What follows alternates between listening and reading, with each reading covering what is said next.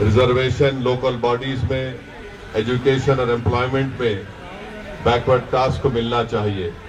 मैं ये समझता हूँ कि ये डिमांड जेन्युइन है। ये हमारे कॉन्स्टिट्यूशन हमको इस बात की इजाज़त देता है कि हम आर्टिकल 15 और 16 के तहत जो सबसे कमज़ोर हैं, जो वीक हैं, उनसे इंसाफ करें। आर्टिकल 14 में भारत का संविधान जिसको बाबा साहेब अम्बेडकर ने बनाया, वो आर्टिकल 14 ये कहता है कि इक्वालिटी की बात जब होती है तो सब्सटेंटिव इक्वालिटी की बात होनी चाहिए।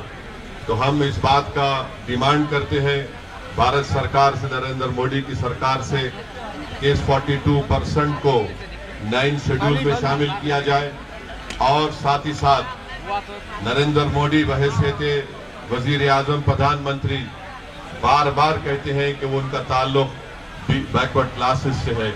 तो हम उनसे ये डिमांड करते हैं कि वो अपनी इस मोहब्बत को दिखाएं, भारत के पार्लियामेंट में एक बिल को लाएं और 50% रिजर्वेशन के कैप को ब्रेक करें, उस सीलिंग को ब्रेक करके इस मुल्क की 80% आबादी से वो इंसाफ करें।